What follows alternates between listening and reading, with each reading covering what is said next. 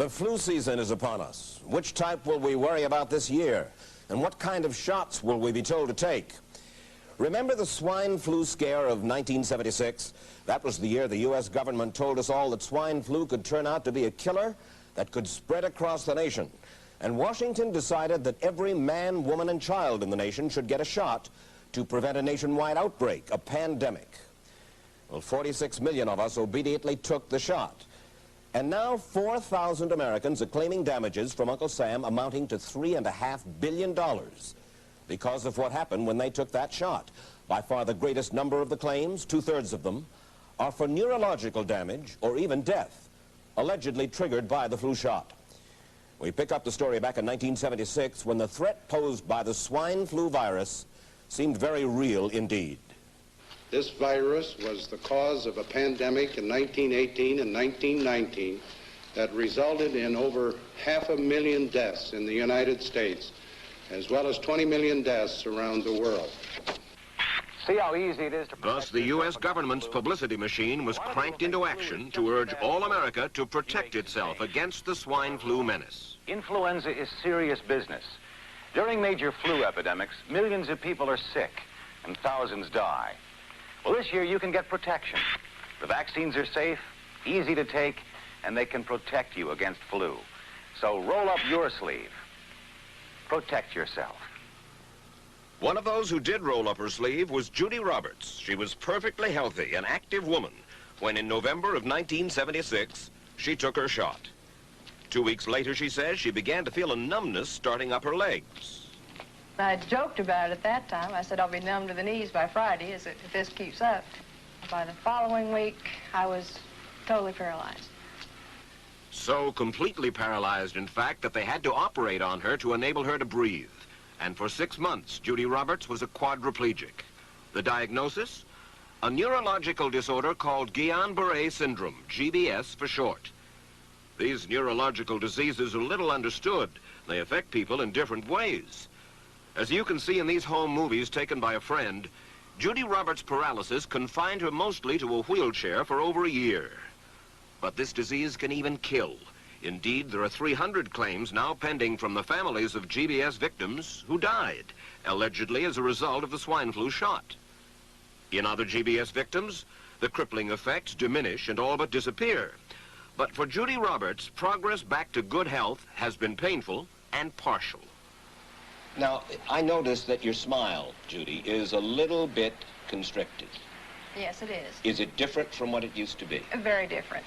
I have a greatly decreased mobility in my lips. And I can't drink through a straw on the right-hand side. I can't blow out birthday candles. I don't whistle anymore, for which my husband is grateful. It may be a little difficult for you to answer this question, but have you recovered as much as you are going to recover? Yes, this is it. So you will now have a legacy of braces on your legs for the rest of your life? Yes, the weakness in my hands will stay and the leg braces will stay. So Judy Roberts and her husband have filed a claim against the U.S. government. They're asking $12 million, though they don't expect to get nearly that much. Judy, why did you take the flu shot? I'd never taken any other flu shots, but I felt like this was going to be a major epidemic. And the only way to prevent a major epidemic of a really deadly variety of flu was for everybody to be immunized. Where did this so-called deadly variety of flu, where did it first hit back in 1976? It began right here at Fort Dix in New Jersey in January of that year when a number of recruits began to complain of respiratory ailments, something like the common cold. An Army doctor here sent samples of their throat cultures to the New Jersey Public Health Lab to find out just what kind of bug was going around here. One of those samples was from a Private David Lewis who had left his sickbed to go on a forced march. Private Lewis had collapsed on that march, and his sergeant had revived him by mouth-to-mouth resuscitation. But the sergeant showed no signs of illness. A few days later, Private Lewis died. If this disease is so potentially fatal that it's going to kill a young, healthy man, a middle-aged school teacher doesn't have a prayer.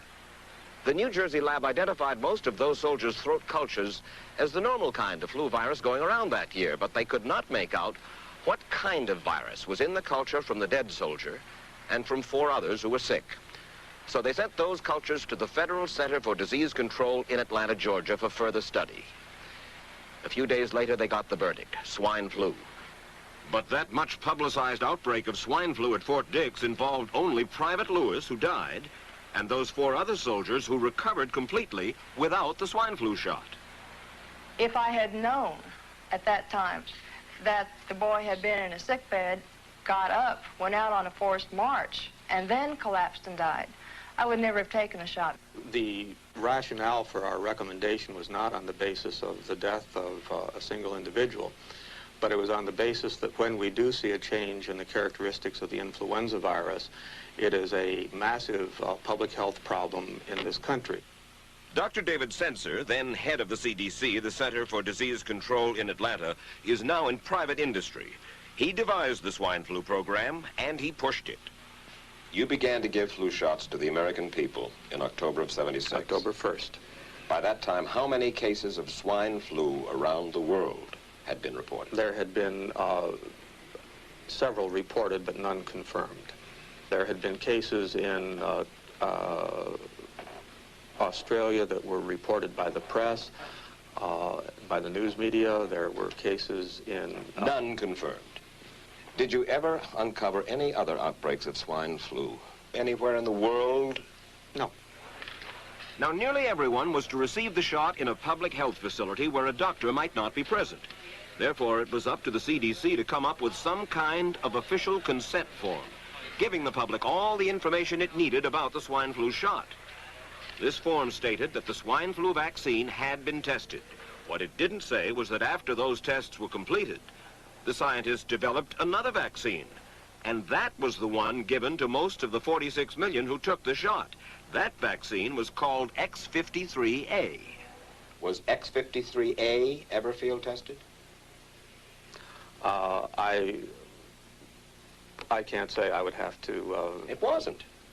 I don't know. Well, I would think that you're in charge of the program. I would have to check the records. I haven't looked at this in some time. The information form, the consent form, was also supposed to warn people about any risks of serious complications following the shot. But did it? No, I had never heard of any reactions other than a sore arm, fever, this sort of thing. Judy Roberts' husband, Gene, also took the shot. Yes, I looked at that document. I signed it. Nothing on there said I was going to have a heart attack or I'd get Guillain-Barré, which I never heard of. What if people from the government, from the Center for Disease Control, what if they had indeed known about it? What would be your feeling? They should have told us. Did anyone ever come to you and say, you know something, fellas? There's the possibility of neurological damage if you get into a mass immunization program? No. No one ever did? No. Do you know Michael Hatwick? Yes. Mm-hmm. Dr. Michael Hatwick directed the surveillance team for the swine flu program at the CDC. His job was to find out what possible complications could arise from taking the shot and to report his findings to those in charge. Did you know ahead of time, Dr. Hatwick, that there had been case reports of neurological disorders, neurological illness, apparently associated with the injection of influenza vaccine? Absolutely. You did? Yes. How'd you know that? By review of the literature. So you told your superiors, the men in charge of the swine flu immunization program, about the possibility of neurological disorders? Absolutely. What would you say if I told you that your superiors say that you never told them about the possibility of neurological complications? That's nonsense. I can't believe that they would say that they did not know that there were neurological illnesses associated with influenza vaccination. That simply is not true. We did know that.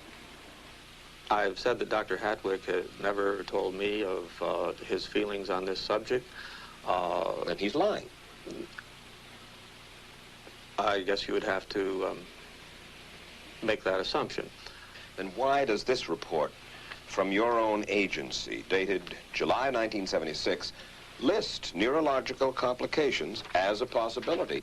I think the consensus of the scientific community was that the evidence relating neurologic disorders to influenza immunization was such that they did not feel that this association was a real one. You didn't feel it was necessary to tell the people that information? I think that over the years we have tried to inform the American people as fully as possible. As part of informing Americans about the swine flu threat, Dr. Sensor's CDC also helped create the advertising to get the public to take the shot.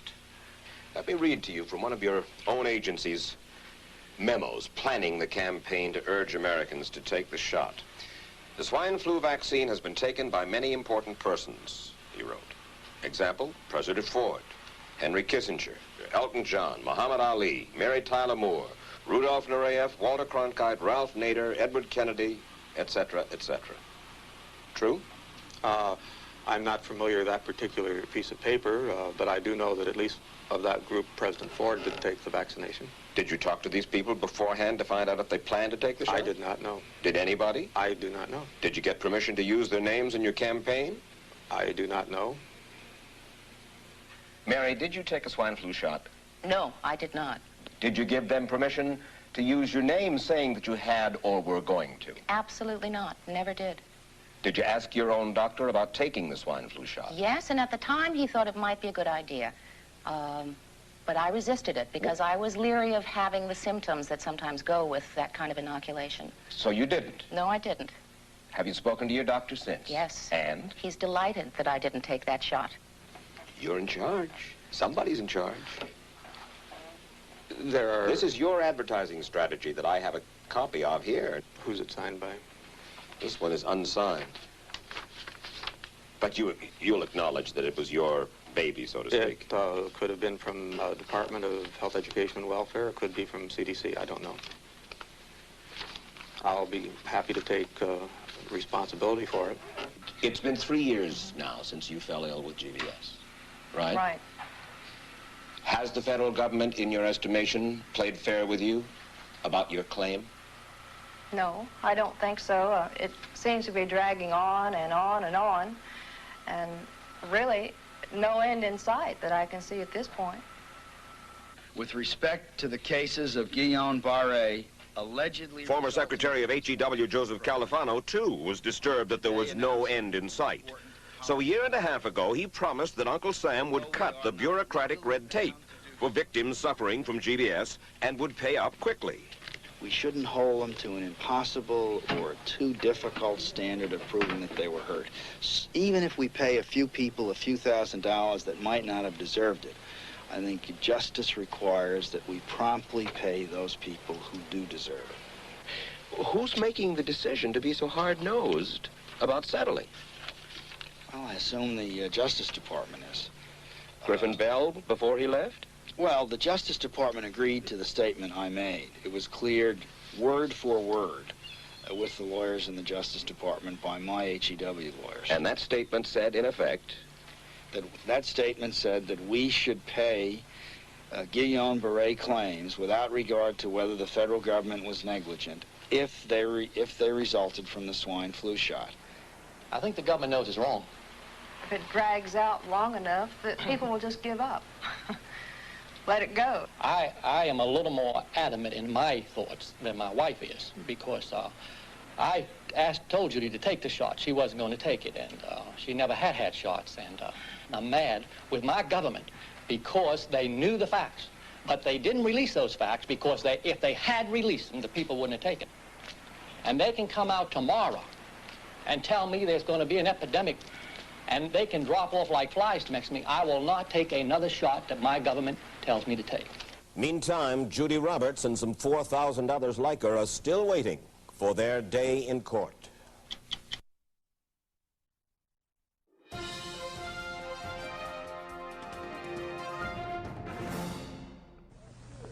I don't need another flu shot. I had a flu shot last year. A swine flu epidemic may be coming. Swine flu shot? Well, I don't know. I've been thinking about it. It could make you very sick. Swine flu? Man, I'm too fast today to catch me. You'll want to be protected. I'm the healthiest 55-year-old you ever seen. Hey, I play golf every weekend. Get a shot of protection. The swine flu shot. Joe brought it home from the office. He gave it to Betty and one of his kids. and to Betty's mother. But Betty's mother went back to California the next day. On her way to the airport, she gave it to a cab driver, a ticket agent, and one of the charming stewardesses. At school, Joe's kid gave it to some other kids, and Mrs. Merrill got it and gave it to her husband. In California, Betty's mother gave it to her best friend, Dottie, but Dottie had a heart condition and she died. But before she died, Dottie gave it to her girlfriend, the mailman, the paper boy, and the vet when she went to pick up her chihuahua. If a swine flu epidemic comes, this is how it could spread. You'll want to be protected, especially if you're elderly or chronically ill. Get a shot of protection, the swine flu shot.